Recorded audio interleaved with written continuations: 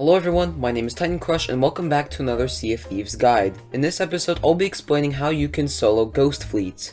The Flameheart World event is basically just a big ghost fleet, but I'll still cover him in another video. Today we'll be looking at the ghost fleet voyages you can buy from the Order of Souls, if your reputation level 25 or above in the faction. Also, this is a guide on how you can solo the fleet.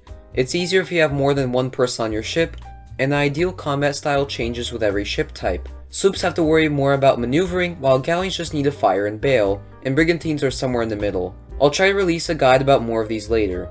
With that said, you can begin by purchasing a Ghost Fleet voyage from an Order of Souls representative, if you're level 25 or above with the company. Go on the voyage, but before you set sail, stock up. If you have more time, you can stock up on supplies from the outposts and any islands you might pass on the way to the Ghost Fleet, but if you're in a time crunch, you can buy supplies from the Merchant Alliance. I recommend the cannonball and wood crates, but not the food crate. It only comes with bananas.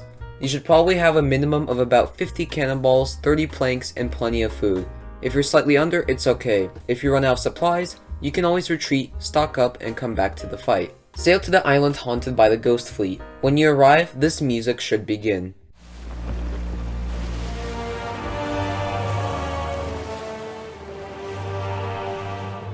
A bit more on Ghost Fleets. Wave 1 is a large number of ghostly galleons that circle the island.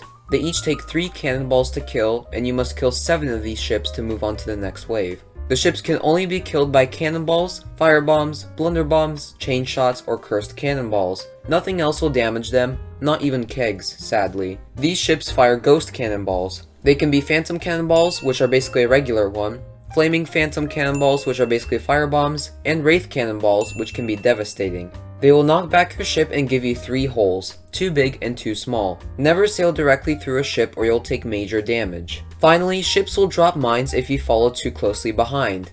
These are basically kegs, so 100% avoid them or shoot them if they can't be avoided. Oh, and also, these ships have a chance of dropping ghost crates that will be signified by swirling ghosts. They're full of useful supplies, so be sure to pick them up. Wave 2 is the Captain Wave. 2 or 3 sets of ships will start sailing around the island. Each one is a ghost captain ship surrounded by grunts, like the ones in the previous wave. The captain ships take around 10 cannonballs to kill, except for this one with a unicorn on the sails. This is the fleet captain and takes about 20 cannonballs to kill. If you want more loot, save this fleet captain for last, because if it sinks, all other ships will despawn and you won't get loot from the other captain ships. The captain ships all drop a mixture of skulls and storage crates, and the fleet captain will also drop this Captain Skull of the Damned, which is used for accommodation. Now here's the strategy for a solo sloop.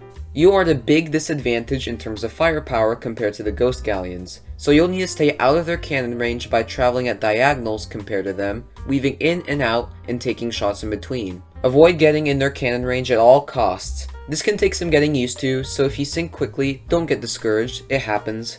Just come back, quickly grab the loot that was on your ship, and continue. Remember, diagonals. For wave 2, you cannot get sandwiched in between the captain waves. You'll be overwhelmed with cannonballs, holes from the ships going through you, and you'll probably sink. So like before, weave in front, around, and behind them in diagonal lines to take shots at them without getting in their cannon range. I would also pick off the support ships to make it easier to get to the captain ship. If you're speed running the fleet for the captain skull, only focus on the fleet captain, but otherwise, focus on all the ships other than the fleet captain to get the most treasure. Here's some battle footage so you can get an idea of what I'm talking about. Also, I had a friend join to help me speed up the second wave, but I've done it solo many times before, it just takes a bit longer.